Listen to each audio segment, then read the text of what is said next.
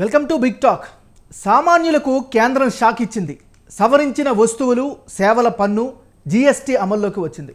ఈ ప్రభావం వల్ల నిత్యావసర వస్తువులు ధరలు పెరిగాయి. ఇప్పటికే పెట్రోల్ డీజిల్ ధరల పెంపుతో సామాన్యులు అల్లాడిపోతున్నారు. పాలు పెరుగు నుంచి పిల్లల స్టేషనరీ అయిన పెన్సిల్స్ ఎరేజర్స్ వరకు అన్నింటి ధరలు పెరుగుతున్నాయి. బెల్లం గోధుమ పిండి తృణధాన్యాలు ఇలా చెప్పుకుంటూ పోతే నిత్యం అందరూ వాడే వస్తువులన్నింటిపైన భారం పడుతోంది. ఆదుకోవాల్సిన ప్రభుత్వాలు రోడ్డుని పడేస్తున్నాయని ప్రజలు గగ్గోలు పెడుతున్నారు. ఈ అంశం మీదే ఇవాల్టి మన బిగ్ టాక్.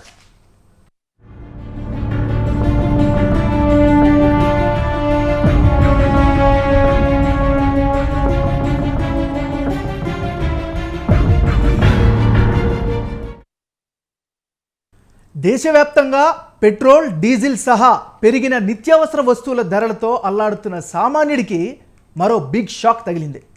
తాజాగా నిత్యావసర వస్తువులు సేవలపై జీఎస్టీని పెంచుతూ ఆర్థిక మంత్రి నిర్మలా సీతారామన్ అధ్యక్షతన జరిగిన 47వ జీఎస్టీ సమావేశంలో నిర్ణయం తీసుకున్నారు. నేటి నుండే ఈ ధరలు పెరిగాయి. గృహోపకరణాలు, బ్యాంక్ సేవలు, ఆసుపత్రులు, హోటళ్లలో సేవల కోసం ఎక్కువ ఖర్చు చేయక తప్పదు. పెరిగే వస్తువుల జాబితా. కొత్తగా టెట్రా ప్యాక్ పెరుగు, లస్సీ మజ్జిగపై 5%. బ్యాంకుల నుంచి చెక్ బుక్ తీసుకుంటే 18% సేవా పన్ను. ఆసుపత్రిలో గదుల అద్దె 5,000 రూపాయలు దాటితే 5%. అట్లాస్ మ్యాప్లకు 12%. హోటల్ గది రోజువారీ రెంట్ 1000 దాటితే 12%. ఎల్ఈడి లైట్లపై కొత్తగా 18%. బ్లేడ్లు, పెన్సిల్ షార్ప్నర్లు, స్పూన్లు, ఫోర్కులపై ఇక 18%. ఆహార ఉత్పత్తులు, పండ్లపై కొత్తగా జీఎస్టీ. కొత్తగా జీఎస్టీలో చేరే వస్తువులు ప్రీప్యాక్డ్, లేబుల్డ్ మాంసం, చేపలు, సేంద్రియ ఆహార పదార్థాలపై 5%. పెరుగు, పన్నీర్, తేనె, గోధుమలు, తృణధాన్యాలు, బెల్లంపై 5%. మామిడి గుజ్జు, మామిడి ఉత్పత్తులపై 12%. తాజా మామిడి పండ్లపై పన్ను మినహాయింపు.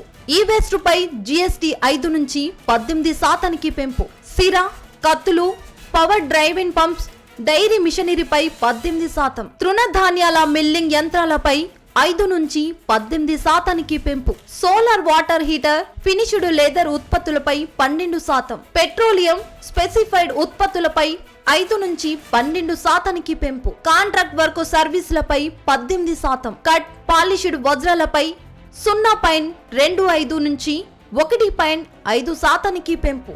రోప్వే ప్రయాణికులు, వస్తువుల రవాణాపై 18% పెంపు. ట్రక్, గూడ్స్ క్యారేజీల అద్దెపై 12% పెంపు. కొత్తగా జీఎస్టీ కిందకు వచ్చే వస్తువులు, సేవలు, రైలు ప్రయాణం, లగేజీ రవాణాపై పన్ను. గోదాముల్లో ఆహార వస్తువుల నిల్వపై GST. RBI, IRDA, SEBI, FSSAI, GSTN పై జీఎస్టీ. వ్యాపార సంస్థలకు నివాసాల అద్దెపై జీఎస్టీ. ఇక పెరగబోతున్న మధ్యతరగతి ప్రజలకి పైన నడ్డి విరుస్తున్నటువంటి రేట్లపైన ఇవాళ మన బిగ్ టాక్. ఈరోజు చర్చలో పాల్గొనేందుకు మనతో పాటు ఉన్నారు వెంకట ప్రసాద్ గారు, చార్టెడ్ అకౌంటెంట్, స్టూడియోలో ఉన్నారు. అదేవిధంగా పెద్దిరెడ్డి రవికిరణ్ గారు, Andhra Pradesh BJP official spokes person. అదేవిధంగా అయోధ్య రెడ్డి గారు, టీపీసీసీ స్పోక్స్ పర్సన్. సార్, మీ అందరికీ కూడా స్వతంత్ర టీవీ బిగ్ టాక్కి స్వాగతం పలుకుతున్నాం. ముందుగా ఒకసారి మనం టీపీసీసీ వారి దగ్గరికి వెళ్దాం, అయోధ్య రెడ్డి గారి దగ్గరికి. అయోధ్య రెడ్డి గారు, చెప్పండి, ఈ రోజు నుంచి పెంచినటువంటి జీఎస్టీ అమలవుతోంది. ఈ రోజు అంటే మధ్యాహ్నం నుంచే పెరిగినటువంటి రేట్లు అమల్లోకి వస్తున్నాయి. దీన్ని ఏ విధంగా చూడాలి? ముందుగా స్వతంత్ర టీవీ వీక్షకులకి, ప్యానల్లో ఉన్న పెద్దలు, మిత్రులందరికీ మీకు నమస్కారం. అయితే 8 ఏళ్ల తర్వాత బీజేపీ అధికారంలోకి వచ్చి నరేంద్ర మోడీ ప్రధానమంత్రి 8 ఏళ్ల తర్వాత సామాన్యుడి జీవితాన్ని పెనుభారం చేసే ప్రయత్నం జరుగుతుంది. ఏ రోజుకి ఆ రోజు మొత్తం దేశ ప్రజలకు ఇచ్చిన హామీలను మర్చిపోయి కొత్తగా ఉద్యోగాలను కల్పిస్తానని చెప్పి ఉన్న ఉద్యోగాలు బీకేస్తున్నాడు. ఏళ్ల తరబడి ఉన్న ప్రభుత్వ రంగ సంస్థలను ఈరోజు అయినకాడికి అమ్మి అంబానీ, అదాని, అమ్దో అమారకొద్దు అని మోడీ, అమిత్ షా ఇద్దరు అయితే వాళ్ళిద్దరికి ఆదాని, అంబానీ ఇద్దరు పెట్టుకొని దేశ ప్రజల మొత్తం రకాన్ని పిండి ఒకరిద్దరు బడా వ్యాపారవేత్తలకు, 2 కార్పొరేట్ సంస్థలకు కట్టబెట్టే ప్రయత్నం జరుగుతున్నది. ఇవాళ సామాన్యుడు బతకడానికి, సామాన్యుడికి ఏమో ఆదాయం లేకుండా పోయింది. జీఎస్టీ వల్ల 80 లక్షల మంది నిరుద్యోగులు ప్రత్యక్షంగా పరోక్షంగా చిన్న వ్యాపారస్తుల మీద, చిన్న వ్యాపార సంస్థల మీద 80 లక్షల మంది నిరుద్యోగులైంది. నోట్ల రద్దు, డిమానిటైజేషన్ వల్ల దాదాపు 1 లక్ష కోట్ల రూపాయల భారం దేశ ఆర్థిక వ్యవస్థ మీద పడ్డదని చెప్పి ఒక భారం. ఈ పరిస్థితులలో కూడా ఈ రోజు నరేంద్ర మోడీ తీసుకున్న నిర్ణయాలు లేదా బీజేపీ తీసుకున్న ప్రభుత్వ నిర్ణయాల వల్ల సామాన్యుడి బతుకు దుర్భరం అయిపోయింది. ఇప్పుడు ద్రవ్యోల్బణము పెరిగింది, రూపాయి మారకం విలువ ఇవాళ డాలర్కు 80 రూపాయలకు వచ్చింది. ఇదే పరిస్థితి వల్ల డీజిల్ ధరలు, పెట్రోల్ ధరలు ఎట్లున్నాయో మనకు తెలుసు. సామాన్యులు వినియోగిస్తున్న గ్యాస్ ధర ఎట్లా ఉందో మనకు తెలుసు. 411 రూపాయలు 2014 మార్చిలో ఉన్న గ్యాస్ ధర ఇవాళ 1150 రూపాయలు అయింది. అంటే సామాన్యుడు ఇవాళ ఇక రాందాన్ పోదు, నువ్వు బతుకున్నావు కాబట్టి నీ మీద పన్నేస్తా అంటూ నరేంద్ర మోదీ ప్రభుత్వం, బీజేపీ ప్రభుత్వం, నువ్వు బతుకున్నావు కాబట్టి నువ్వు పన్ను కట్టాలి అనే పరిస్థితి తీసుకొచ్చున్నారు. అట్లాంటి ఏమన్నా హిడెన్ ఎజెండాలు కూడా బీజేపీ ఖాతాలో ఉన్నాయేమో నాకు సామాన్యులు తీవ్రంగా ఆందోళన చేస్తున్నారు. రైట్ సార్, అయోధ్య రెడ్డి గారు ఒక్క నిమిషం సార్, రాజకీయాల విమర్శల పైన కాసేపు పక్కన పెడితే ఒకసారి వెళ్దాం, స్టాటిస్టిక్స్ పరంగా మనం మాట్లాడదాం. రవికిరణ్ గారు చెప్పండి, అంటే ఒక రకంగా ఈ రోజు సామాన్యుడు అధిక ధర చెల్లించాల్సినటువంటి పరిస్థితి వచ్చింది. ఎంఎన్ఆర్ గారు ధరలు పెరిగిందేవి నేను స్టాటిస్టిక్స్ అంటే 2014 మార్చిలో మీరు చెక్ చేయండి, 411 రూపాయలు 1150. పొలిటికల్ కాదండి. ఇవాళ వ్యవసాయంలో రైతుకు ఆదాయం రెట్టింపు చేస్తా అన్నాడు, చేయలేదు. పైగా ఉన్న ఆదాయాన్ని గుంజుకునే ప్రయత్నం జరుగుతున్నది. ఇవాళ ఉపాధి హామీ మీద బతికే కూలీలకు కూడా ఇలా 3-4 నెలల నుంచి వేతనాలు ఇవ్వకుండా పరిస్థితి. ఇవాళ ఒకటి రంగం కాదు, అంటే వచ్చే ఆదాయ వనరులను లేకుండా చేసిండ్రు. ఇది విమర్శ కాదు ఎంఎన్ఆర్ గారు, వాస్తవమే. వన్ బై వన్ అన్ని విషయాలపైన మనం మాట్లాడదాం, అన్ని విషయాలపైన మనం మాట్లాడుకుందాం. రవికిరణ్ గారు చెప్పండి మీరు. ఎంఎన్ఆర్ గారు, ముందుగా మీకు, తోటి ప్యానలిస్ట్కి, స్వతంత్ర టీవీ వీక్షకులందరికీ శుభ సాయంత్రం అండి. Thank you sir. Okay, GST యొక్క కల్పన, జిఎస్టి దేశవ్యాప్తంగా తీసుకురావాలి అని 2007లోనే ఆనాటి యూపీఏ ప్రభుత్వం వారు ముందుగా మొదలుపెట్టారు. ఎందుకంటే వారు ఆ రోజు చెప్పింది ఏంటంటే, పార్లమెంట్ లో దీని గురించి జరిగితే అప్పుడు మంత్రి 2006లో నవంబర్ 12, 2006లో minister for state for finance Palani కన్నం ఆయన చెప్పినట్టు సమాధానం, ప్రపంచవ్యాప్తంగా ఒకే రకమైన పన్ను చాలా దేశాలు వెళ్ళాయి, మనం కూడా అలాగే వెళ్ళవలసిన అవసరం ఉంది. ఇప్పుడు దేశంలో 20-25 రకరకాల పన్ను విధానాలు ఉన్నాయి. దీన్ని సంస్కరించి జిఎస్టీ తీసుకొస్తేనే కానీ మనం ముందుకు వెళ్ళలేము, దీనిలో రాష్ట్రాలతో సంప్రదిస్తున్నాం అని చెప్పి ఆ రోజు వారు ఇచ్చినటువంటి జిఎస్టీ అమలుకి డేటు 1/4/2010 ఎంఎన్ఆర్ గారు 1/4/2010 అమలు చేస్తామని చెప్పారు. సరే, రకరకాల కారణాల వల్ల అమలు చేయలేకపోయారు. తర్వాత మనం ఎన్డీఏ ప్రభుత్వం వచ్చాక దాన్ని జూలై 1, 2017 అమలు చేశారు. అయితే దీనిలో స్థూలంగా మనం చూడవలసింది ఏంటంటే, జిఎస్టీ యొక్క రేట్లని లేకపోతే దాని యొక్క విధి విధానాలను రూపొందించేసి జిఎస్టీ కౌన్సిల్. ఈ జిఎస్టీ కౌన్సిల్లో ఎవరుంటారు? కేంద్ర ఆర్థిక మంత్రితో పాటుగా అన్ని రాష్ట్రాల ఆర్థిక మంత్రులు, లేకపోతే డిప్యూటీ సీఎంలు, లేకపోతే ఆ రాష్ట్ర ప్రభుత్వం పంపించినటువంటి కీలకమైన మంత్రి. సో అన్ని రాష్ట్రాల ప్రాతినిధ్యం కలిగినటువంటి జిఎస్టీ కౌన్సిల్ గత నెల 28-29 తారీఖున చండీగఢ్ లో 47వ సర్వసభ్య సమావేశం ఏర్పాటు చేసుకుని దీని మీద చర్చ చేశారు. అంతకు ముందు అయితే జిఎస్టీ తీసుకొచ్చినప్పుడు 2017లోనే అప్పుడు ఆ యొక్క డిస్కషన్ లోనే సగటు జిఎస్టీ రేటు 15.5 ఉండాలని చెప్పి అప్పుడు నిర్ణయించుకున్నారు. అయితే రాను 5 ఏళ్ళు ఏమైందంటే సగటు జిఎస్టీ రేటు 11.6 పడిపోయింది ఏమన్నారు కదా. సో ఇలా పడిపోవటం కారణంగా దేశం యొక్క అలాగే రాష్ట్రాల యొక్క ఆర్థిక పరిస్థితి దీర్ఘకాలికంగా ఇబ్బంది పడుతుంది. సో దీని రేట్ల యొక్క హేతుబద్ధీకరణ ఎలా చేయాలి అన్న అంశం మీద జిఎస్టీ కౌన్సిల్ 24 సెప్టెంబర్ 2021 మంత్రుల యొక్క సబ్ కమిటీ ఏర్పాటు చేశారు. ఎవరు మంత్రులు దీనిలో? ఈ యొక్క కమిటీకి 7 సభ్యులు కమిటీలు ఏమన్నారు కదా.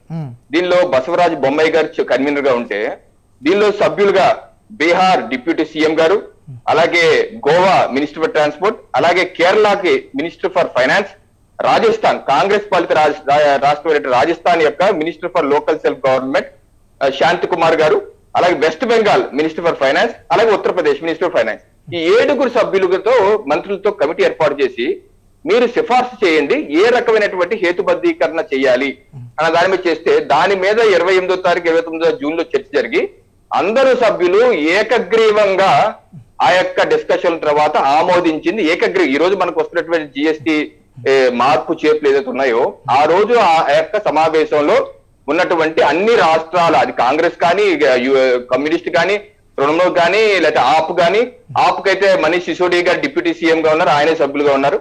అందరూ కలిసి ఏకగ్రీవంగా ఆమోదించినటువంటి తీర్మానాలు.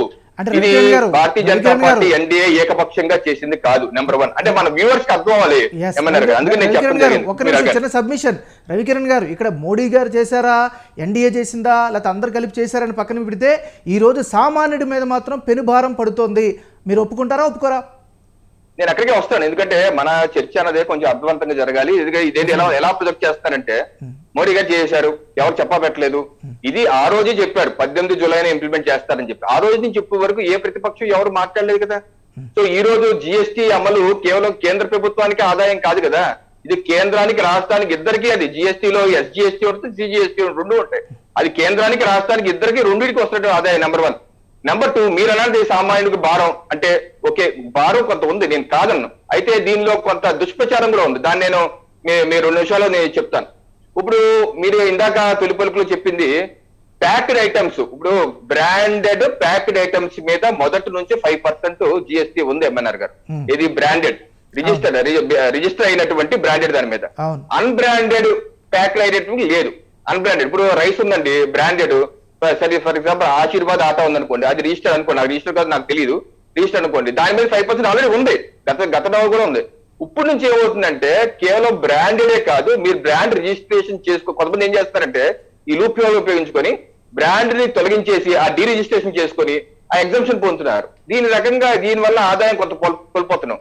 అందుకనే కేవలం ప్యాక్ చేసినటువంటి ఇప్పుడు నిర్మలా సీతారామన్ గారు 28 జూన్ స్పష్టంగా చెప్పారు, ప్యాక్డ్ ఐటమ్స్ మీద మాత్రమే 5%, ప్యాక్ కానటువంటి చేపలు కావచ్చు, గుడ్లు కావచ్చు, లేకపోతే మాంసం కావచ్చు, లేకపోతే గోధుమపిండి కావచ్చు, ప్యాక్డ్ కానటువంటి దాని మీద ఎటువంటి జిఎస్టీ లేదు. ఉదాహరణకి నేను మా ఇంటి చివర ఉన్నటువంటి కిరాణా కొట్టుకు వెళ్తాను, అక్కడ ప్యాక్డ్ కానటువంటి చక్కెర కొనుక్కుంటాను, అక్కడ దాని మీద జిఎస్టీ పడదండి.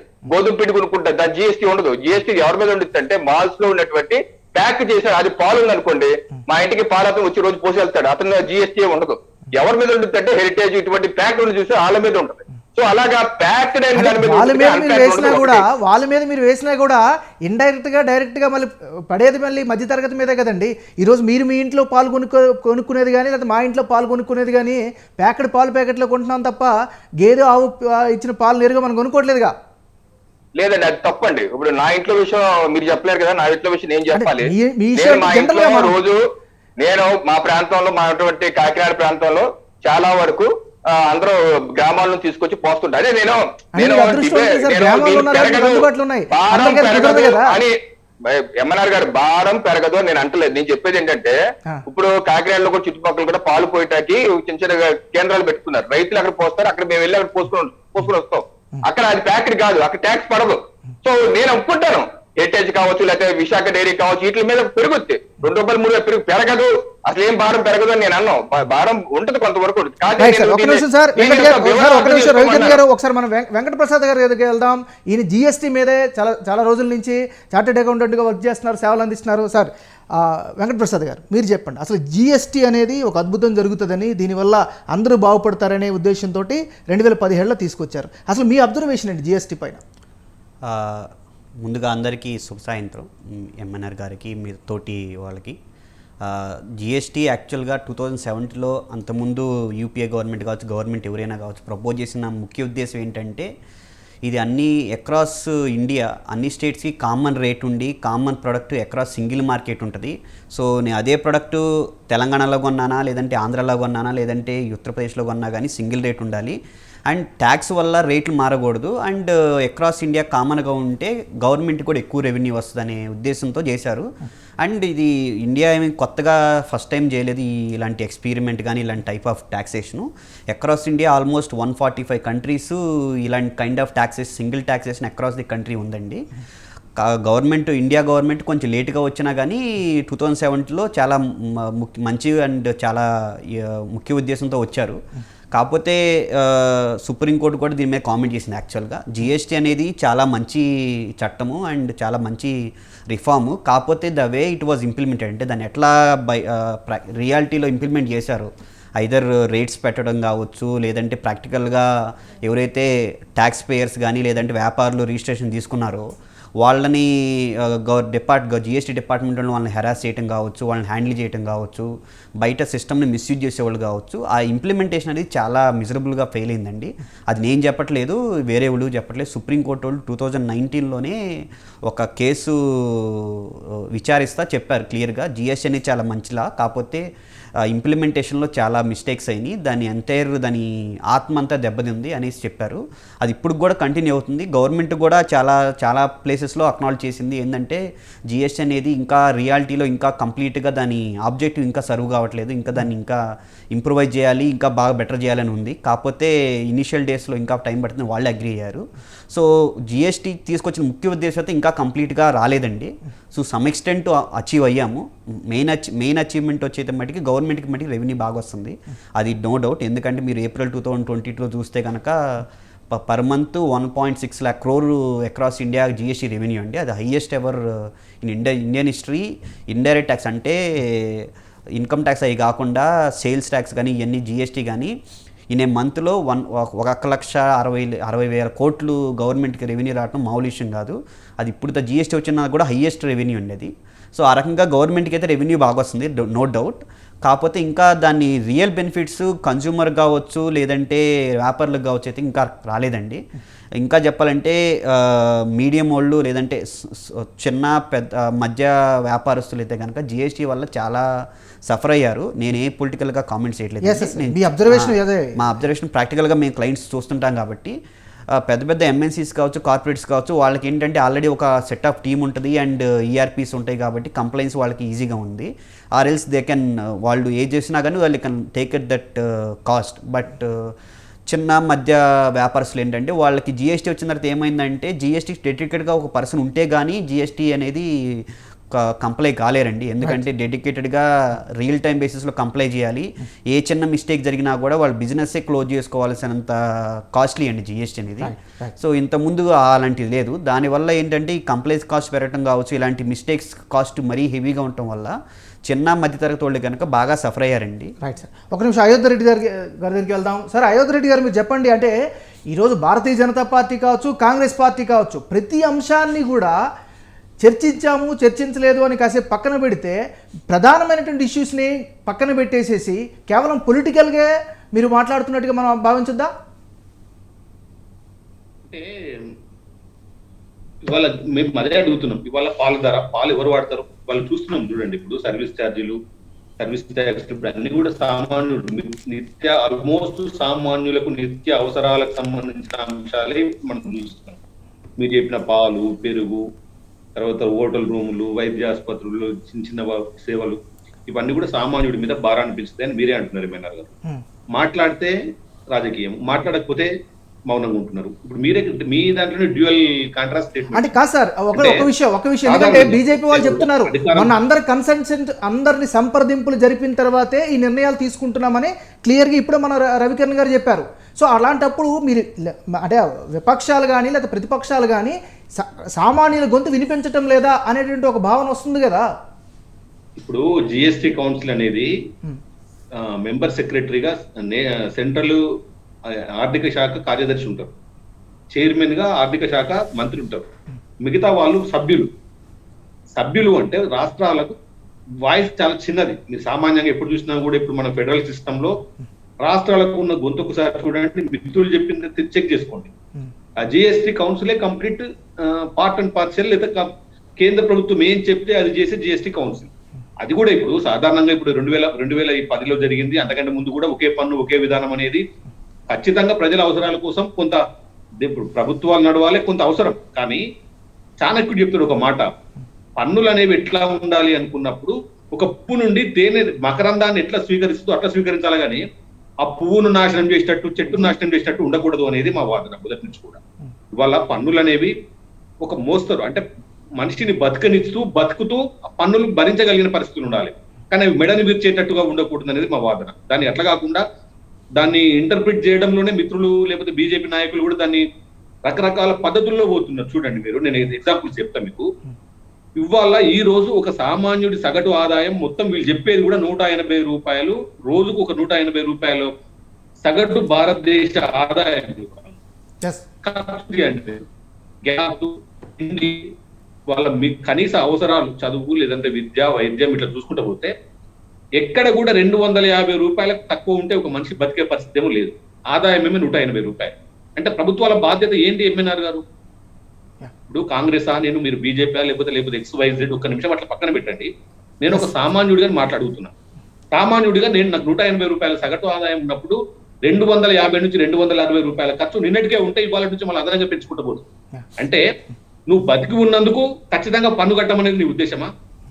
నీ పన్నులు అనేవి ఇప్పుడు మనకు సిస్టమ్ ఏర్పడి, మనిషి పుట్టిన తర్వాత సిస్టమ్స్ ఏర్పడ్డాయి. ఇవాళ మనిషి అవసరాల కోసం మనిషిని బతుకుతూ, మనిషిని కాపాడుతూ లివ్ అని ఉండాలి కదా. బతకనివ్వకుండా మా మనిషినే నువ్వు శైశవ దశలోనే బండిగా విసిగేసినట్టుగా, లేదు అంటే నువ్వు బతికినా చచ్చినా సరే మాకు పన్ను ఏదో కొట్టి నువ్వు చస్తే నాకేంది, బతికితే నాకేంది, నువ్వు బతికి ఉండడమే పెద్ద నేరం అన్నట్టుగా నువ్వు పన్నులు ఉంటే ఎంత ప్రమాదం ఏమన్నారు గారు? We are questioning it. అంటే ఆ మధ్యలో ఉన్న భేదాన్ని మీరు కొద్దిగా పరిశీలించాలడుగుతున్నాం. మేము ఏమంటాము, పన్నులు అనేవి నీకు బతికితూ నీ వ్యవస్థను కాపాడుకోవడానికి భరించగలిగిన పరిస్థితుల్లో ఉండాలి.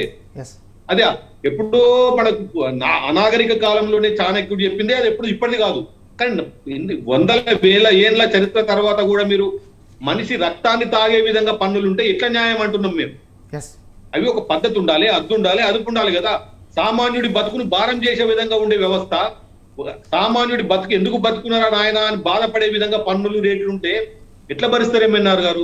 రైట్, ఒక నిమిషం రవికిరణ్ గారి దగ్గరికి వెళ్దాం. రవికిరణ్ గారు చెప్పండి, జిఎస్టీ వల్ల ఒక నిమిషం పక్కన పెట్టండి ఎంఎన్ఆర్ గారు. నేను ఒక కాంగ్రెస్ ప్రతినిధినో లేకపోతే కాంగ్రెస్ నాయకుడు ఒక నిమిషం పక్కన పెట్టి, ఒక సామాన్యుడిగా నా ఆదాయం ఎంత, నేను ఎంత పన్నును భరించగలను, భరించడానికి కుటుంబాన్ని పోషించుకోవడానికి బతకడానికి ఎంత ఆదాయం అవసరమవుతుంది, ఇప్పుడు దానికి మన ఆదాయాన్ని పెంచడానికి ప్రభుత్వాలు తీసుకుంటున్న చర్యలు ఏంది, ఇవన్నిటికి మినిమం బాధ్యత కూడా ఉంది కదా. రైట్, రవికిరణ్ గారు చెప్పండి, అంటే జిఎస్టీ వల్ల ఎవరికి మేలు, సూక్ష్మంగా డైరెక్ట్ గా చెప్తే ప్రభుత్వానికా ప్రజలకా, ఏ విధంగా అర్థం చేసుకోవాలండి? ఇవాళ ఖచ్చితంగా కూడా రెడ్డి గారు, రవికిరణ్ గారు స్పందిస్తున్నారు, ప్లీజ్. ఓకే, ఇప్పుడు ఈ దేశం నడిచేది పన్నుల కలెక్షన్ తోనే. ఓకే, గత ప్రభుత్వాలు కావచ్చు, ఏదైనా సరే వారు చెప్పినటువంటి చాణక్య టైంలో కానీ ఏదైనా సరే పన్నులు లేకుండా ఈ దేశం నడవదు. పన్నులు అక్కర్లేదు, నేను ఇన్కమ్ ట్యాక్స్ కూడా తీసుకోను అంటే శ్రీలంక ఏ రకంగా అయిందో అలా అవుతుంది. సో పన్నులు జిఎస్టీ రాకముందు ఈ దేశంలో లేవా అంటే ఉన్నాయి కదా, 25 రకాల పన్నులు. ఏ రాష్ట్రంలో ఏ పన్నులతో తెలియదని చెప్పి కాంగ్రెస్ పార్టీ చెప్పింది. కాంగ్రెస్ పార్టీ హయాంలోనే కదా వ్యాట్ కానీ ఇది కానీ పన్నుల సంస్కరణలు రకరకాలు తీసుకొచ్చింది, వాళ్ళే తీసుకొచ్చారు కదా. వాళ్ళ హయాంలోనే జిఎస్టీ కూడా మొదలు పెట్టింది వాళ్ళే కదా, వాళ్ళ హయాంలోనే మొదలు పెట్టారు. ఆ తర్వాత 2017 జూలై 1 నుంచి ఇంప్లిమెంటేషన్ లోకి వచ్చింది.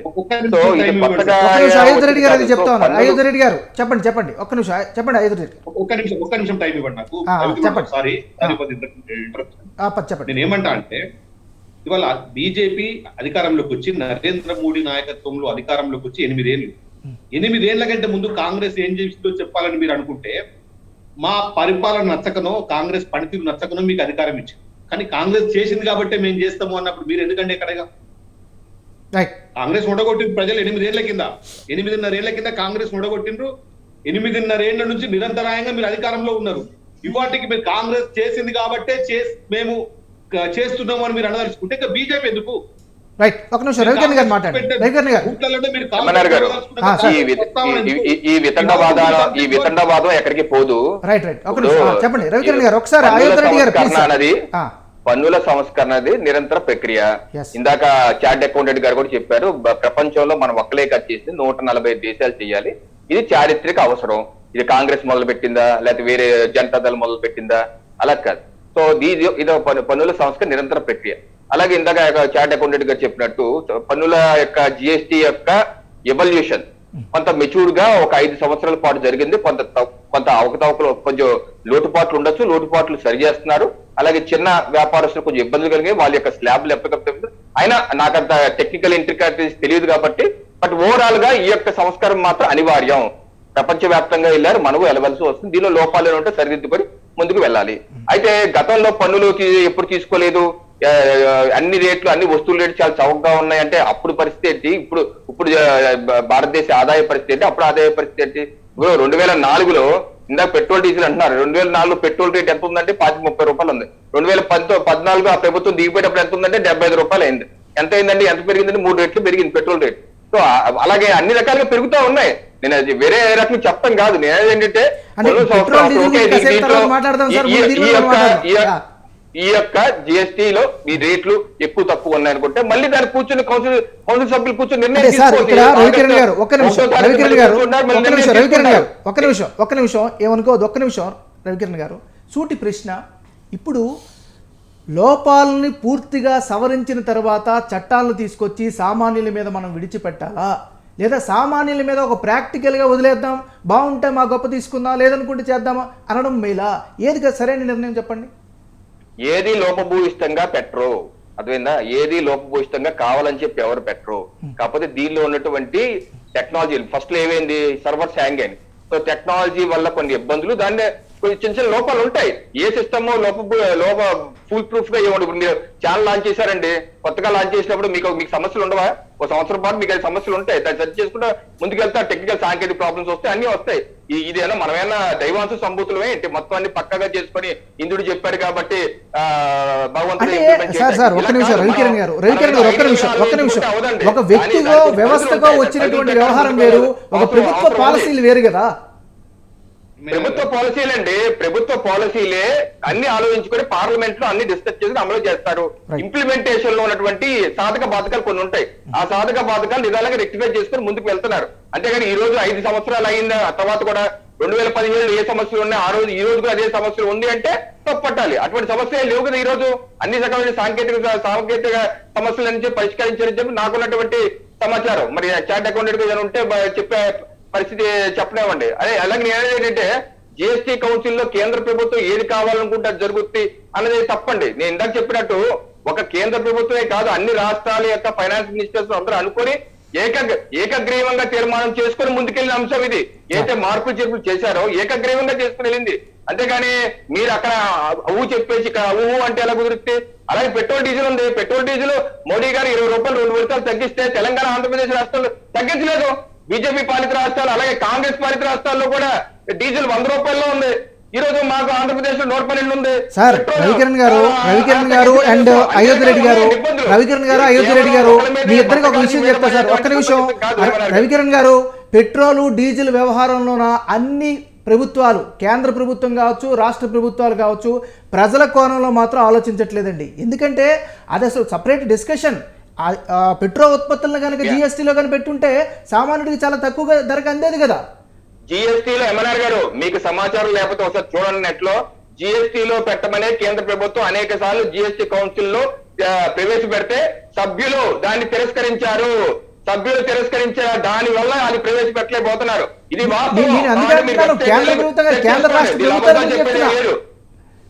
సార్ కేంద్ర రాష్ట్ర ప్రభుత్వాలు రెండు బాధ్యులు అని చెప్తున్నా, ఒకరికి చెప్పట్లే. ఇప్పుడు నేనేంటంటే కేంద్ర ప్రభుత్వం తగ్గించింది, 2 విడతలుగా తగ్గించింది. అనేక రాష్ట్ర ప్రభుత్వం, రాజస్థాన్ రాష్ట్రం కూడా తగ్గించింది. తెలంగాణ ఆంధ్రప్రదేశ్ రాష్ట్రాలు ₹1 కూడా తగ్గించలేదు కదా. ₹1 కూడా తగ్గించట్లేదు. అది సమస్య.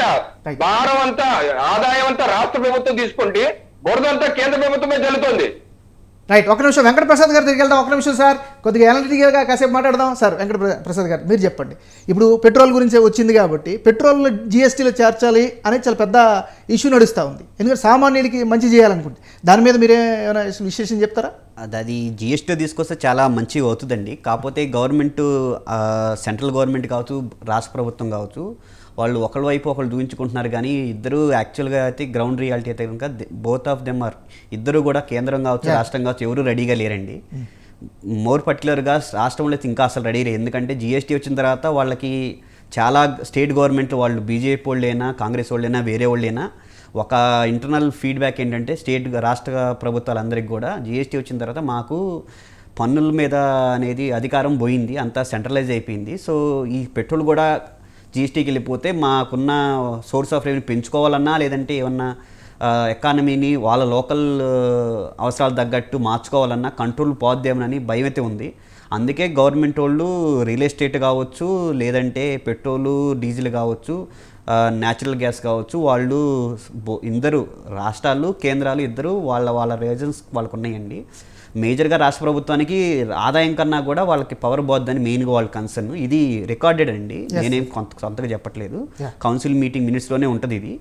అండ్ కేంద్రం కూడా పైకి మేము రెడీ అని చెప్తున్నారు, కానీ వాళ్ళు కూడా చాలాసార్లు మినిట్స్లో చెప్పింది ఏంటంటే మాకు ఇంత రెవెన్యూ లాస్ అయితే అంత రెవెన్యూ మేము తీసుకోవాలి జిఎస్టీలో అంటున్నారండి. సో ఇద్దరు ఒకళ్ళ వైపు వాళ్ళు దూచుకుంటున్నారు, కానీ ఇద్దరికీ ఇష్టం లేదు జిఎస్టీలో తీసుకురావడానికి. జిఎస్టీలో తీసుకొస్తే డెఫినెట్గా చాలా రకాలుగా బెనిఫిట్ ఉంటుంది, ఎందుకంటే అది అక్రాస్ సప్లై చైన్ అంటే మ్యానుఫ్యాక్చరింగ్ నుంచి కావచ్చు, కింద కొనే వాళ్ళ దగ్గర అందరికి కూడా ఇన్పుట్ క్రెడిట్ పాస్ అవుతుంది. కాబట్టి ఎట్లయితే బిఫోర్ జిఎస్టీ కొంత బెనిఫిట్ వచ్చిందో అట్లా కూడా పెట్రోల్ డీజిల్ తీసుకొస్తే చాలా రకంగా బెనిఫిట్ వస్తుంది అండ్ అకౌంటబిలిటీ కూడా పెరుగుతుందండి. సో కాకపోతే అది నేను అన్నట్టు ఇద్దరు కేంద్ర రాష్ట్రం కావచ్చు, కేంద్ర ప్రభుత్వం కావచ్చు, రాష్ట్ర ప్రభుత్వం కావచ్చు, వాళ్ళిద్దరూ రెడీగా అయితే లేరు జిఎస్టీ తీసుకురావడానికి. ఒక నిమిషం అయోధ్య రెడ్డి గారి దగ్గరికి వెళ్దాం. అయోధ్య రెడ్డి గారు ఒక విషయం చెప్పండి.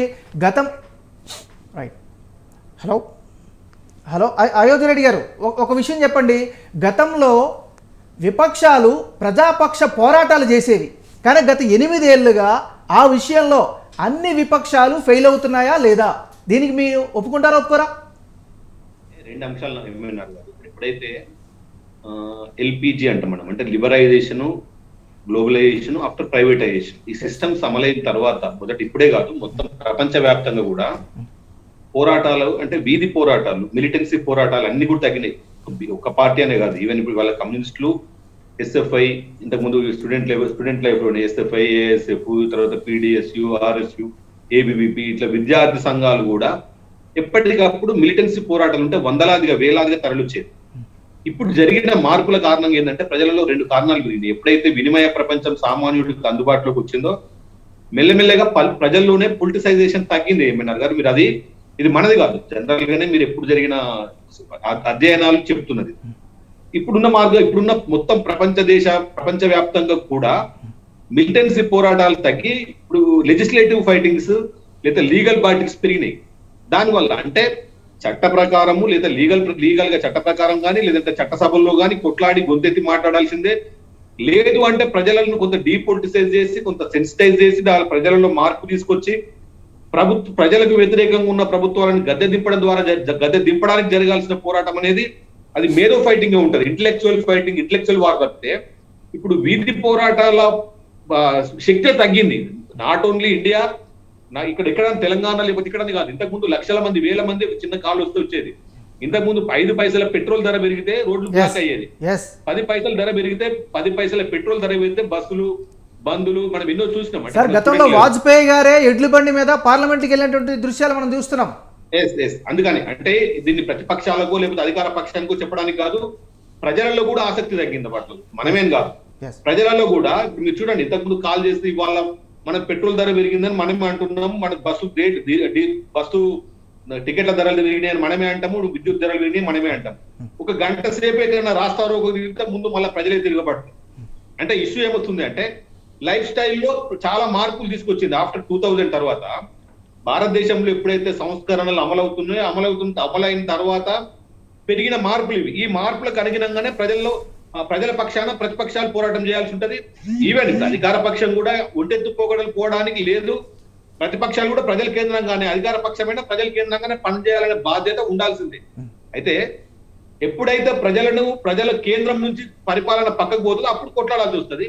అది ప్రజలకు కూడా విసుగొస్తుంది. ఇప్పుడు మనం అట్లన్నప్పుడు ఇవాళ బీజేపీ గురించి మనం నిన్న ఉన్నదాకా బీజేపీకి మద్దతు చేసిన వాళ్ళు ఇవాళ రేట్లు, ద్రవ్యోల్బణము, మన రూపాయి విలువ పడిపోవడము, ఈ పరిస్థితుల వల్ల ఈవెన్ బీజేపీ కార్యకర్తలు కూడా విసుగు చెందుతున్నారు.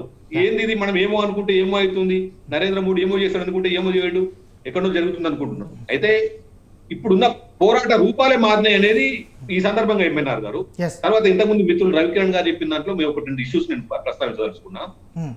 2014లో నరేంద్ర మోదీ ప్రధానమంత్రి అయ్యేటి నాటికి మార్చిలో ఉన్న రేట్లు చెప్తున్నాం, అంటే ఎలక్షన్స్ నోటిఫికేషన్ షెడ్యూల్ వచ్చేరానికి $111 ఇంటర్నేషనల్ క్రూడ్ ఆయిల్ రేట్, $111. ఈ రోజు $98.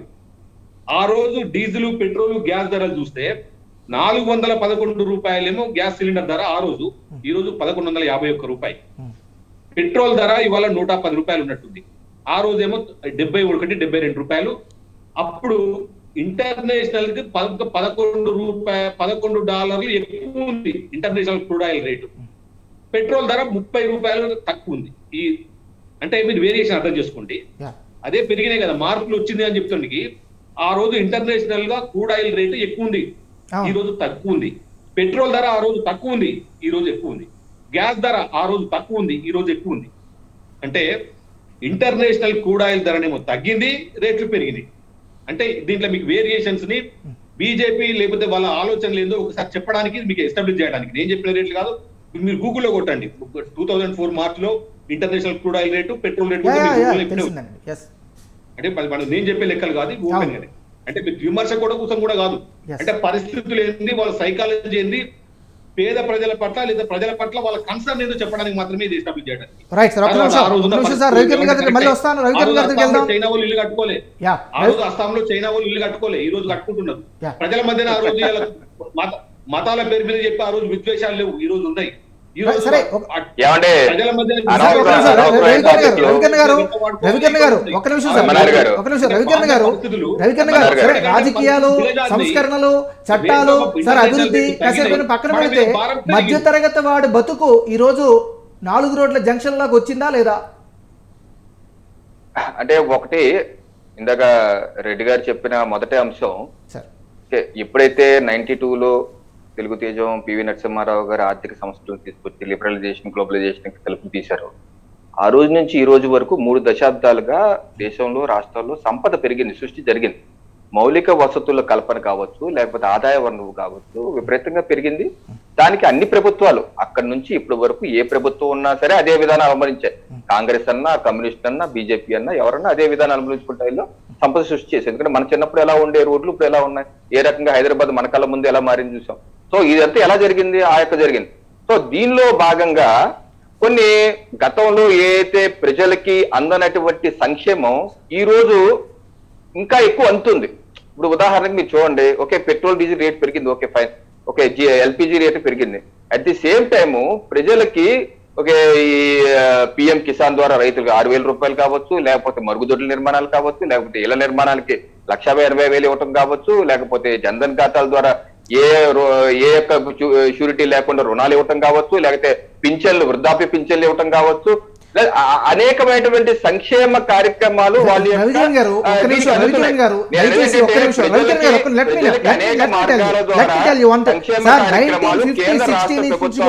మనకి పథకాలు ఉన్నాయి, సంక్షేమం ఉంది, కానీ ఎప్పుడు కూడా మధ్య తరగతి వ్యక్తులు ఈ స్థాయిలో సఫర్ అయినటువంటి పరిస్థితులు మాత్రం లేదు సార్.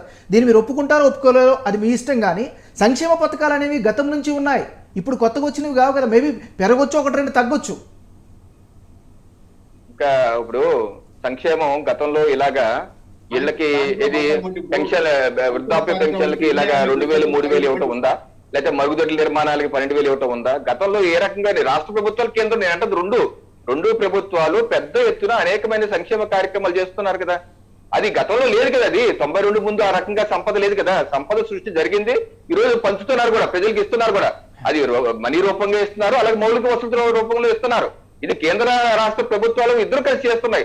అందుకనే ప్రజలు ఓకే ఇందాక వారు అన్నట్టు రోడ్డు మీద ఎందుకు రావట్లేదంటే ఓకే ఇంకో మార్గం లాగా మనకు అందుతుంది కదా అన్న ఉద్దేశంతో ప్రజలు కూడా ఆ రకంగా రోడ్డు మీద రాకపోవడం నేను విశ్లేషిస్తున్నాను. ఆ రకంగా అది ఒక కారణం. ఇంకోటి ఇంకో రకంగా వారి యొక్క ఉపాధి అవకాశాలు పెద్ద ఎత్తున పెరిగాయి. ఉపాధి ఉద్యోగ అవకాశం పెద్ద ఎత్తున పెరిగాయి కాబట్టి అన్ని రకాలైనటువంటి అభివృద్ధి జరుగుతుంది కాబట్టి ఆ రకంగా ప్రజలు కూడా అంటే రవికిరణ్ గారు సంక్షేమ పథకాలు కానీ ప్రభుత్వం ఆదుకునేవి కానీ బిలో పావర్టీ లెవెల్ ఉన్నటువంటి వాళ్ళకి, పేద ప్రజల వరకు మాత్రం ఉద్దేశించినవి. కానీ ఈరోజు మనం మాట్లాడుతుంది మధ్యతరగతి గురించి కదా. మధ్యతరగతి మీద పెనుభారం పడుతుంది కదా. అంటే మధ్యతరగతి మీద వసూలు చేసేటువంటి పన్నులే ద్వారానే ఈరోజు కేంద్ర రాష్ట్ర ప్రభుత్వాలు బతికే పరిస్థితి వచ్చాయి కదా. మరి వాళ్ళ మీద కన్సర్న్ ఉండాలా లేదనేది చర్చ కదా మంది. జిఎస్టి పన్ను అన్నది మధ్యతరగతే కాదు, పేదవాడు కడతాడు, సంపన్నుడు కడతాడు. ఇప్పుడు సంచివర సోప్ కొంటాకి వెళ్తానండి, ఆ సోప్ మీద జిఎస్టీ కడుతున్నాను కదా, నేను కడతాను, నా ఇంట్లో పనిచేసే హౌస్ మేట్ కూడా కడతారు. జిఎస్టీ అందరూ కడతారు, ఇన్కమ్ ట్యాక్స్ కట్టకపోవచ్చు. ఇన్కమ్ ట్యాక్స్ మన హౌస్ మేట్ కట్టరు కానీ మీరు నేను కడతాం కానీ వాళ్ళు కట్టకపోవచ్చు. జిఎస్టీ పన్ను ప్రతి వాడు కడుతున్నాడు, వాడే కడతాడు, ఇంకోళ్ళు ఎవరో కట్టట్లేదని కాదు నేనేది. అదే గతంలో బ్యాట్ ఉన్నా లేకపోతే అంతకుముందు ఇంకోటి ఏదైనా ఉన్నా అందరూ కట్టిందే పనులు. రిజిస్ట్రేషన్, స్థల రిజిస్ట్రేషన్ ఉంది, నేను స్థల రిజిస్ట్రేషన్ కడతాను, నా హౌస్ మేట్ రిజిస్ట్రేషన్కి వెళ్తే స్థల రిజిస్ట్రేషన్ డబ్బులు కడతారు కదా, అది కూడా పన్నే కదా. సో పన్నులు అనేది కడతారు, పెద్దోళ్ళన్నా చిన్నోళ్ళన్నా అందరూ పన్నులు సూది కొన్నా కొడతారు, లేదా కారు కొన్నా కడతారు. నేను అనేది మధ్యతరగతి భారం కొంత ఉంది, నేను కాదన్ను. మధ్యతరగతి కూడా భారం ఉంది, వాళ్ళకు కూడా ఏదైతే ప్రధానమంత్రి ఆవాస్ యోజన కింద మొదటిసారి ఇల్లు కట్టుకున్న వాళ్ళకి కూడా 2.5 లక్షల రూపాయలు ఇంట్రెస్ట్ సబ్సిడీ కేంద్ర ప్రభుత్వం ఇస్తుంది. అలాగే ప్రతి ఇంటికి నల్ల ఇచ్చే విధంగా 3 లక్షల కోట్ల రూపాయలతో కేంద్ర ప్రభుత్వం పథకం తీసుకుని చేస్తున్నారు. అలాగే ఈ యొక్క పన్నులతో కేంద్ర ప్రభుత్వం ఈ యొక్క మోడీ గారి ప్రభుత్వం గత 8 ఏళ్లుగా ఒక్క స్కామ్ లేదు, ₹1 దుబారా లేదు. ఏదున్నా సరే మౌలిక వసతుల కల్పనకి ఈ ప్రజల సంక్షేమం ఉపయోగించారు. 2014 ముందు హైవేలు దేశంలో 90,000 కిలోమీటర్లు ఉంటే ఈరోజు 150,000 కిలోమీటర్లు ఉన్నాయి. అలాగే ఎలక్ట్రిఫికేషన్ 2014 ముందు 21,000 కిలోమీటర్లు చేస్తే ఈ 8 ఏళ్లలోనే 24,000 అదనంగా చేశారు. అలాగే ఎయిర్పోర్ట్లు గతంలో ఆపరేషన్ 60 ఉంటే ఈ రోజు 120 ఉన్నాయి. అనేకమైనటువంటి హైవేలు పెరిగినాయి, అనేక సదుపాయాలు పెరిగినాయి, అనేక మౌలిక వసతులు కల్పన జరుగుతున్నాయి. అంగన్వాడీ కేంద్రాల నిర్మాణం కావచ్చు, ఎన్ఆర్ఈజీఎస్ నిధుల ద్వారా అనేక భవన నిర్మాణాలు కావచ్చు, సిసి రోడ్ వేయటం కావచ్చు, అనేక రకంగా జరుగుతున్నాయి. రూపాయి దుర్వినియోగం లేదు. అలాగే మధ్యతరగతి కొంత భారం ఉన్నమాట వాస్తవమే, బట్ ఏ రకంగా రేషనలైజ్ చేసే ప్రక్రియలో భాగంగా చూడవలసిన అవసరం ఉందని నేనైతే భావిస్తాను. సార్ వెంకటప్రసాద్ గారి దగ్గర సార్, వెంకటప్రసాద్ గారు చెప్పండి. అంటే సరే, ఈ రాజకీయాల చర్చలు కాసేపు వాదోపవాదాలు కాసేపు పక్కన పెడితే జిఎస్టీ వల్ల గడిచిన అంటే 2017లో మనం జూలై 1 నుంచి మనకి ఇంప్లిమెంట్ అవుతుంది. ఇప్పటి నుంచి వాళ్ళ అంటే కేంద్ర ప్రభుత్వం అనుకున్న టార్గెట్ దిశగా వాళ్ళు మనీని అక్యుములేట్ చేయగలిగారా? డెఫినెట్గా అండి. గవర్నమెంట్ కేంద్రం కావచ్చు, రాష్ట్రం కావచ్చు, ఇద్దరు కూడా జిఎస్టీ వల్ల లాభపడిన వాళ్ళే. గవర్నమెంట్కి అయితే కనుక ఎక్కడా కూడాను ఏ సంవత్సరం కూడా లాస్ అవ్వలేదు. కరోనా టైంలో కూడా 12 lakh crore per year revenue వచ్చిందండి గవర్నమెంట్స్కి, అన్ని గవర్నమెంట్స్ కలిపి. గవర్నమెంట్కి అయితే లాస్ లేదండి. కొన్ని సామాన్యులకి అయితే కొన్ని అయితే భారాలు కానీ నష్టాలు కానీ జరిగాయి. కరోనా టైంలో అట్లీస్ట్ వాళ్ళు కొన్ని మోర్ రిలాక్సేషన్స్ ఎక్స్పెక్ట్ చేశారు. బట్ ఇలా government somehow for their own reasons వాళ్ళు ఇవ్వలేదండి. సో జిఎస్టీ వల్ల గవర్నమెంట్కి అయితే కనుక లాభం వచ్చింది, లాస్ అయితే రాలేదు. అది రాష్ట్రమా కేంద్రమా రాజకీయాలు పక్కన పెడితే ఇద్దరికీ లాభం వచ్చిందండి. గవర్నమెంట్ రెవెన్యూ కూడా బాగా పెరిగింది. జిఎస్టీ వల్ల జిఎస్టీ ఒకటే రెవెన్యూ కాదండి, ఇన్కమ్ ట్యాక్స్ రెవెన్యూ కూడా బాగా ఇంక్రీజ్ అయింది. ఎందుకంటే ఇప్పుడు ఇంతకుముందు జిఎస్టీ లేకముందు ఎలా ఉండేదంటే ఏదో వ్యాట్లో కానీ లేదంటే సర్వీస్ ట్యాక్స్లో ఒక టర్న్ ఓవర్ చూపించేవాళ్ళు, ఇన్కమ్ ట్యాక్స్లో ఇంకో టర్న్ ఓవర్ చూపించేసి తక్కువ ట్యాక్స్ పే చేసేవాళ్ళు. బట్ జిఎస్టీ వచ్చిన తర్వాత ఏమైందంటే ప్రతి నెల రిటర్న్ ఫైల్ చేయాలండి. దానివల్ల డేటా పైగా ఇది ఎంటైర్ సప్లై చైన్ మొత్తం డేటా ఫ్రీజ్ అయిపోతుంది. సో ఇన్కమ్ ట్యాక్స్ దానికి తక్కువ టర్న్ ఓవర్ తక్కువ చూపిద్దామన్నా లేదంటే తగ్గించి చూపిద్దామన్నా కూడా పాసిబిలిటీ అయితే ప్రాక్టికల్గా అవ్వదండి. ఎందుకంటే ఆల్రెడీ మన టర్న్ ఓవర్ రిపోర్ట్ చేసాము, మన కస్టమర్ కూడా మన టర్న్ ఓవర్ మీద క్రెడిట్ తీసుకోవాలంటే మన టర్న్ ఓవర్ రిపోర్ట్ చేస్తేనే మన పేమెంట్ కూడా వస్తున్నాయండి. సో కాబట్టి ఇన్కమ్ ట్యాక్స్ కలెక్షన్స్ కూడా యాజ్ పర్ 2017 to 22 చూసుకుంటే అంత హ్యూజ్ జంప్ ఉండటానికి కూడా కారణం ఏంటంటే జిఎస్టీ ఇది వన్ ఆఫ్ ది రీజన్. ఎందుకంటే జిఎస్టీ వల్ల సప్రెషన్ తగ్గింది టర్న్ ఓవర్లో, ఇన్కమ్ ట్యాక్స్ కలెక్షన్ కూడా బాగా పెరిగాయండి. సో ఆ రకంగా గవర్నమెంట్కి అయితే కనుక రెవెన్యూ పరంగా బాగా వచ్చింది. వాళ్ళు అనుకున్న దానికన్నా కొన్ని మంత్స్లో ఎక్కువ వచ్చిందండి. ఒకసారి అయోధ్య రెడ్డి గారి దగ్గరికి వెళ్తారు. అయోధ్య రెడ్డి గారు చెప్పండి, ఒక రకంగా కేంద్ర ప్రభుత్వం ఏ టార్గెట్ తోటి అయితే తీసుకొచ్చిందో ఆ లక్ష్యం నెరవేరింది అంటున్నారు వెంకటప్రసాద్ గారు. మరి ప్రజలకు సంగతి ఏంటి? ప్రజలకు ఏం చేస్తే ప్రజలు హ్యాపీగా ఉండగలుగుతారు? ముందు పన్నులు ప్రజలకు భారం కాకుండా ఉంటే, ఇబ్బంది లేకుండా ఉంటే ప్రజలు సంతోషంగా ఉంటారు. మన సమస్య ఏంటి అంటే ప్రజల ఆదాయానికి ప్రజల మీద పడుతున్న పన్నుల భారానికి మధ్యనే వ్యత్యాసం అనేది వాళ్ళ ఆదాయం కంటే పన్నుల భారం ఇబ్బంది కలిగిస్తుందని చెప్పగలుగుతున్నాం. ఇప్పుడు ఇంతకుముందు పెద్దలు చెప్పారు, మన రవికిరణ్ గారు అన్నట్టు, మనం ఇన్కమ్ ట్యాక్స్ కడుతున్నాం. నీకు కూడా ఇప్పుడు ఎక్కడెక్కడ మనం ఎంత ఇన్కమ్ ట్యాక్స్ కడుతున్నాం, మన ఆదాయం ఎంత ఉంది, ఇది అనేది భారం మించినప్పుడు మనకి ఇబ్బంది కలిగిస్తుంది స్థాయిని బట్టి. ఇవాళ నీ కారు డ్రైవరు, పెట్రోల్, డీజిల్ పోసుకున్న దానికి మెయింటెనెన్స్, ఇవన్నీ చూస్తున్నప్పుడు భారం అంటే మీ ఆదాయానికి మించి ఖర్చు పెరుగుతున్నప్పుడు సహజంగానే భారం పడుతుంది. అయితే ఎట్ ది సేమ్ టైం ఒకసారి సౌకర్యాలు, విలాసాలు, నిత్యావసరాలు అనేవి సౌకర్యాలు, విలాసాలు కొంత తగ్గించుకోవడానికి కొంత ఇబ్బంది పడ్డా కొంత విలాసాలను తగ్గించుకోవచ్చు, సౌకర్యాల కాడ కొద్దిగా మనం కాంప్రమైజ్ కావచ్చు. కానీ ఇక్కడ సామాన్యుడు నిత్యావసరం, తిండి గింజలు, అవసరమైన మెడికేషన్, అవసరమైన సర్వీసులు, చిన్న సర్వీసులు, ఇవి భారంగా మారినప్పుడు ఖచ్చితంగా పేదలు ఇబ్బంది పడతారు, మధ్య తరగతులు ఇబ్బంది పడతారు, దిగువ మధ్య తరగతి ఇబ్బంది పడతారు. అట్లాంటి సమయాన్ని మనం దాటాలని మేము కోరుకుంటున్నాం. మేము కోరేది కూడా పన్నుల వ్యవస్థ మీరున్నా మేమున్నా ఇంకెవరు రేపు వచ్చినా ఎవరు వచ్చినా పన్నులు లేకుండా ప్రభుత్వాలు నడవవు. వల్ల చాలా అవసరాలు ఉంటాయి. రక్షణ వ్యవస్థ, మౌలిక వసతులు, తర్వాత అభివృద్ధి, సంక్షేమం. మనం ఎవరైతే సంక్షేమ రాజ్యంలో విద్య, వైద్యం, ఇతర సంక్షేమాన్ని అమలు చేయాల్సి వచ్చినప్పుడు ఖచ్చితంగా ఏదో రూపంగా పన్నులు వసూలు చేయాల్సిందే. పన్నులు వసూలు చేసే హక్కు ప్రభుత్వాలకు ఉన్నట్టే కింది స్థాయి అంటే పేదలను, దిగువ మధ్యతరగతి ప్రజలను కాపాడుకోవాల్సిన బాధ్యత కూడా ప్రభుత్వాల మీద ఉందని మీకు గుర్తు చేయాలి. డెఫినెట్. వారిని ఒకటి ఇబ్బంది అయోధ్య రెడ్డి గారు చెప్పండి, అయోధ్య రెడ్డి గారు గతంతో పోల్చుకుంటే దేశం మొత్తం కూడా డెవలప్మెంట్కి వెళ్తుంది, డెవలప్మెంట్లో చేస్తున్నా. సో డెవలప్మెంట్ ఉన్నప్పుడు చాలా కాస్త పెయిన్ అనేది సహజం అని చెప్తున్నారు. దాన్ని మరి ఏ విధంగా చూస్తారు? మరి అభివృద్ధి అనేది నిరంతర ప్రక్రియ. ఇవాళ అభివృద్ధి అనేది బీజేపీ వచ్చిన తర్వాత, ఇప్పుడు మనం రాజకీయ విమర్శలు వద్దాను కాబట్టి నేను చాలా సార్లు నన్ను నేను నియంత్రించుకోవాల్సి వస్తుంది. Yes, yes. అభివృద్ధి అంటే ఏంటి ఎంఎన్ఆర్ గారు? ఇవాళ ఎంతో మంది ఎన్నో ఏళ్ల తరబడి సాధించుకున్న ప్రభుత్వ రంగ సంస్థలను అమ్మేయడమా, Yes. అవన కాడికి అమ్మేయడమా? ఇవాళ చూద్దాం. ఇవాళ ఇన్ఫ్రాస్ట్రక్చర్ వచ్చేసరికి మీరు తీయండి, పెరుగుతున్న మారకపు విలువ ఏంది, మనం చేస్తున్న అభివృద్ధి ఏంది, ఎక్కడ వ్యత్యాసం ఏందో ఒక్కసారి మీరు తీస్తే మనకు లెక్కలు అర్థమవుతాయి. ఇవాళ వ్యవసాయాన్ని తీసుకుందాం. వ్యవసాయంలో 2014లో పెరిగిన ధరలు ఎంత? 2014లో రైతుకు వచ్చింది ఎంత? 2014లో రైతు పెట్టే ఖర్చు ఎంత? ఇలా 8.5 ఏళ్ల తర్వాత రైతుకు ఇస్తున్న సబ్సిడీ ఎంత? పెరుగుతున్న ఆదాయం ఎంత? వస్తున్న ఖర్చు ప్రభుత్వ పరంగా వాళ్ళకి ఆదుకుంటున్నది ఎంత? ఒక్కసారి లెక్కలు తీయండి. సరిగ్గా అప్పుడు 1800 రూపాయలే ఉంది ఇవాళ ఎంఎస్పి. ఇవాళ 1980 రూపాయలు ఎంఎస్పి, 180 రూపాయలు ఎంఎస్పి. అంటే మనం 180 రూపాయలు 8 ఏళ్ళు పెరిగింది. కానీ ధరలు తీయండి. ఆ రోజు 720 రూపాయలు, 730 రూపాయలు ఉన్న ఒక దుక్కి మంది అంటాం, డిఏపి అంటాం కదా, డిఏపి 730 నుంచి 750 రూపాయలు ఉంటుంది. ఇవాళ ఎంత? 1400, 1700 రూపాయలు ఇవాళ. అంటే దీని మీదనేమో దాదాపు 30 రెట్ల కంటే ఎక్కువ పెరిగింది, 300 రెట్లు పెరిగింది. ఆదాయం మాత్రం కంటి తుడుపు అంటున్నాయి. ఇది లిటరల్ గా ఒక్కొక్క ఎగ్జాంపుల్ ఇట్లా చెప్పుకుంటూ పోదాం. తీసుకుందాం. ఎన్ఆర్ఈజీ చెప్పారు పెద్దలు. ఎన్ఆర్ఈజీలో ఆ రోజు 180 రూపాయలు ఉన్న ఒక దినసరి కూలి ఇవాళ 230 రూపాయలు చేసారు, 50 రూపాయలు పెరిగింది. ధరలు చూడండి, రైట్ సార్. మన పెరుగుతున్న నిత్యావసరాలు చూడండి మీరు. సార్ మరి Normal గా అయోధ్య రెడ్డి గారు ఒక విషయం వాడి చెప్పండి. జిల్లాలో సరే మనం పక్కన మాట్లాడుకుంటూ పెడతాం. పోతే చాలా విషయాలు వెళ్ళొచ్చు, కానీ ఫైనల్ గా చెప్పండి, కామన్ మ్యాన్ కి బాగుండాలంటే మీరు ఇచ్చే సలహాలు ఏంటి, సూచనలు ఏంటి? ఖచ్చితంగా కామన్ మ్యాన్ దృష్టిలో పెట్టుకోవాల్సి వచ్చినప్పుడు ముందుగా ప్రజల కింది తరగతి, దిగువ మధ్య తరగతి ప్రజల ఆదాయాన్ని పెంచడానికి ఖచ్చితమైన చర్యలు తీసుకోవాలి. విద్యా వైద్య రంగాన్ని పూర్తిగా ఉచితంగానే అందించాలి.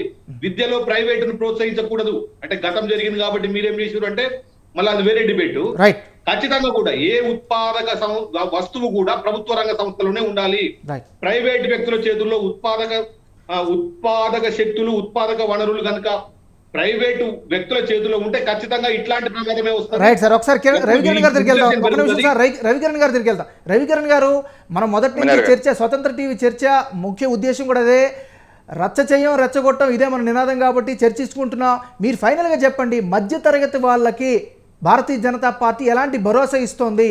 రానున్న రోజుల్లో వాళ్ళు ఆనందంగా బతకడానికి మీ ముందు ఉన్నటువంటి ప్లాన్ ఆఫ్ యాక్షన్ ఏంటి, అది చెప్పండి ఫస్ట్. ఇప్పుడు తిండి గింజల మీద జిఎస్టీ, అన్ప్యాక్డ్ ఐటమ్ మీద జిఎస్టీ లేదు ఎంఎన్ఆర్ గారు. ఇది ఒక భ్రమని మనం అనవసరమైన ప్రజల్లో కలిగిస్తున్నాం.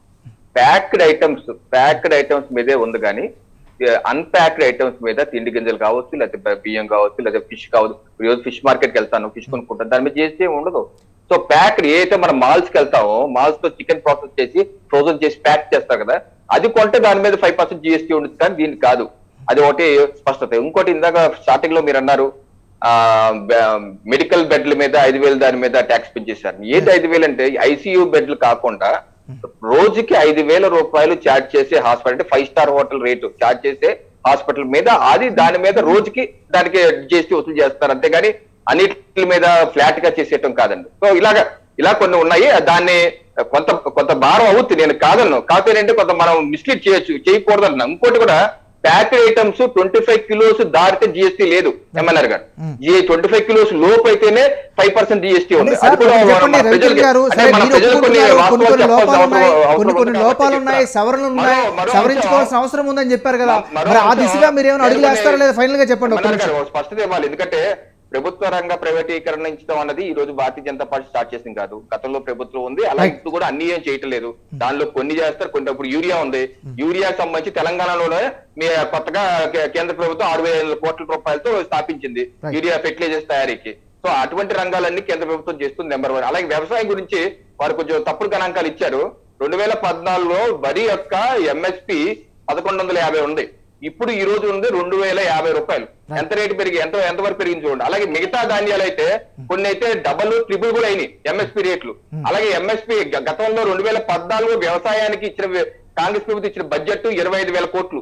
ఈ రోజు అది 1,50,000 కోట్ల రూపాయల బడ్జెట్. sir. 8 సంవత్సరాల్లో ఎంత పెరిగింది చూడండి. అలాగే వ్యవసాయానికి యూరియా సబ్సిడీ లేదన్నారు. Right. ఒక్కొక్క డిఏపీ మీద 2,000 రూపాయల వరకు సబ్సిడీ కేంద్ర ప్రభుత్వం ఇస్తుంది. రైట్ సార్, ఒక నిమిషం సార్, ఒక నిమిషం. మీద థ్యాంక్ యూ. ఒకసారి 1,00,000 కోట్ల వెంకటప్రసాద్ గారి దగ్గరికి వెళ్దాం. ఒక నిమిషం సార్, సంవత్సరానికి ఇస్తుంది. ఒక నిమిషం. వెంకటప్రసాద్ గారు ఫైనల్ గా చెప్పండి, జిఎస్టీ మీద అందరికీ అపోహలు పోవాలంటే ఏం చేయాలి?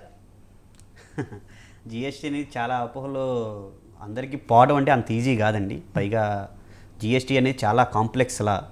సో అది ఇంకా that will take some more time, at least ఒక 10 years అన్నా పడుతుంది అది అందరి డైజెస్ట్ అవటం కావచ్చు, అక్రాస్ ఎంటైర్ సప్లై చైన్లో సెటిల్ అవ్వడానికి. ఈ 10 years లోపు ఇలాంటి అపోహలు కావచ్చు, బాధలు కావచ్చు, భయాలు కావచ్చు అన్నీ ఉంటాయండి. కాకపోతే గవర్నమెంట్ ఫస్ట్లో జిఎస్టీ వచ్చిన కొత్తలో ఎట్లయితే వాళ్ళు బాగా ప్రమోట్ చేయడం కావచ్చు, అందరికీ అవేర్నెస్ తీసుకురావడం కావచ్చు, కావాల్సిన రిలాక్సేషన్ బాగా ఇచ్చారండి. ఫస్ట్ 2 years ఆఫ్ జిఎస్టీ బాగా చేశారు. గవర్నమెంట్ వాళ్ళు కూడా చాలా మధ్యతరగతి వాళ్ళని, చిన్న వాళ్ళని కూడా బాగా పట్టించుకొని వాళ్ళకి కావాల్సిన రిలీఫ్ కూడా ఇచ్చారండి. చాలా ట్యాక్స్ రేట్ తగ్గించారు, అడిగిన వాళ్ళకి ఎగ్జామ్షన్స్ ఇచ్చారు. కానీ ఓవర్ ద పీరియడ్ ఏమవుతుందంటే 2019 నుంచి ఆర్ఎల్స్ టు బి ప్రిసైజ్ 2018 లాస్ట్ నుంచి గవర్నమెంట్ ఏ కాడికినో ఓన్లీ రెవెన్యూ మీద ఎట్లా ఇంక్రీజ్ చేసుకోవాలనే ఫోకస్ ఉందే కానీ ఎట్లా కామన్ మ్యాన్ ఎట్లా ఇంపాక్ట్ ఉంటున్నాడు దీనివల్ల, దాన్ని మనం తగ్గించాలనే ఆలోచన చాలా తక్కువ ఉంది. అసలు లేదంటలేదు కానీ తక్కువ ఉంది. అది ఏ గవర్నమెంట్ చేస్తుంది అనేది సెకండరీ అండి. బట్ గవర్నమెంట్ అందరికి కూడాను రెవెన్యూ పెంచుకోవాలని చూస్తున్నారు. కానీ ఆ రెవెన్యూ వల్ల ఎవరు ఇంపాక్ట్ అవుతారు, వాళ్ళని మనం ఎట్లా ఆదుకోవాలనేది ఆలోచన చాలా తక్కువ ఉంది. దాని మీద ఫోకస్ చేస్తే రెవెన్యూ పెరగడంతో పాటు ఇదిగో పెరుగుతుంది. ఎందుకంటే ఎవరికైనా ఎకానమీలో ఏంటంటే మనీ ఎక్కువ సర్క్యులేట్ అవుతే ఎక్కువ స్పెండింగ్ వస్తుంది, ఎక్కువ స్పెండింగ్ ఉంటే ఎక్కువగా రెవెన్యూ ట్యాక్స్ రెవెన్యూ వస్తుంది. అంతేగాని నేను ఇప్పుడు for example hotel accommodation more than 1,000 rupees ఉంటే ఇంతకుముందు ట్యాక్స్ ఉండేదండి. ఇంతకుముందు అదర్వైజ్ ట్యాక్స్ ఉండేది కాదు, జిఎస్టీ ఉండేది కాదు. కానీ వాళ్ళు వచ్చిన చేంజ్ ఏంటంటే ఇర్రెస్పెక్ట్ ఆఫ్ టారిఫ్, అంటే హోటల్కి వెళ్ళి మనం ఎంత బిల్లు పే చేసినా కూడా పర్ డే 12% జిఎస్టీ పే చేయాలండి. సో ఆ రకంగా ఎవరైనా మనం ఇప్పుడు ఫర్ ఎగ్జాంపుల్ ఏదో తిరుపతి వెళ్తాము, లేదంటే ఏదో ఫంక్షన్కి వెళ్తాము, హోటల్లో మనం చిన్న హోటల్ తీసుకున్నా కానీ ఇప్పుడు వాళ్ళు జిఎస్టీ 12% అండి. అది చాలా సామాన్లు చాలా భారం వేస్తుంది. అట్లానే ఇప్పుడు ఆయన అన్నట్టు పెరుగు కావచ్చు, ఎన్ని కావచ్చు, ఇంతకుముందు జిఎస్టీ లేదు, ఓన్లీ బ్రాండెడ్ ఐటమ్స్ మీద ఉండేది. కాకపోతే ఈ పెరుగు వాటికి అయితే బ్రాండెడ్ ఉన్నా లేదని జిఎస్టీ లేదు. కానీ ఇప్పుడు ఏం చేశారంటే వాటి మీద కూడా జిఎస్టీ తీసుకొచ్చారు. దాని గవర్నమెంట్ చెప్పే ఎక్స్క్యూజ్ ఏంటంటే, రీజన్ ఏంటంటే అది పెద్ద పెద్ద మ్యానుఫ్యాక్చర్స్ చేస్తున్నారు వాళ్ళు, హెరిటేజ్ వాళ్ళు కావచ్చు, లేదంటే వేరే పెద్ద వాళ్ళు కావచ్చు. కానీ అది ప్రాబ్లం ఏంటంటే సిటీలో కావచ్చు, విలేజ్లో కావచ్చు, ఇప్పుడు ఆ ప్యాకెట్ పెరుగు అనేది కామన్ అయిపోయింది. మీరు సిటీలో చూసినా, సిటీలో అందరూ డబ్బు ఉండేవాళ్ళు అయితే కాదు, అందరూ మనం అదే కొనుక్కుంటున్నాం. సో అందరూ కొనాల్సిందే. సో అలాంటి వాటి మీద జిఎస్టీ పెంచుకోకుండా వేరే మార్గాలు ఉన్నాయండి జిఎస్టీ పెంచుకోవడానికి. అది పెద్ద పెద్ద లగ్జరియస్ ఐటమ్స్ మీద అంటారా, ఇంకో ఐటమ్స్ దాని మీద పెంచుకోవాలి. కానీ ఇట్లాంటి కామన్ మ్యాన్కి ఎఫెక్ట్ అయ్యి తగ్గించుకుంటే గవర్నమెంట్కి కూడా మధ్యతరగతి వాళ్ళకి తక్కువ ఇంపాక్ట్ అవుతారు. మొత్తం అవాయిడ్ చేయడానికి కుదరదు జిఎస్టీ అనేది. థ్యాంక్ యూ రవికిరణ్ గారు అండ్ అయోధ్య రెడ్డి గారు అండ్ వెంకటప్రసాద్ గారు, మీరు ఈరోజు చర్చలో పాల్గొని మీ యొక్క మంచి ఇన్పుట్స్ ఇచ్చినందుకు. ఇది ఇవాల్టి బిగ్ టాక్. ఏదేమైనా సామాన్యుల్ని దృష్టిలో పెట్టుకొని ఎలాంటివైనటువంటి చర్యలు తీసుకోవాలనేదే ఇవాళ మన వచ్చినటువంటి ఎండ్ పాయింట్. ఇది ఇవాల్టి బిగ్ టాక్. రేపు మరో అంశంతో మేము ముందుంటా. చూస్తూనే ఉండండి స్వతంత్ర టీవీ.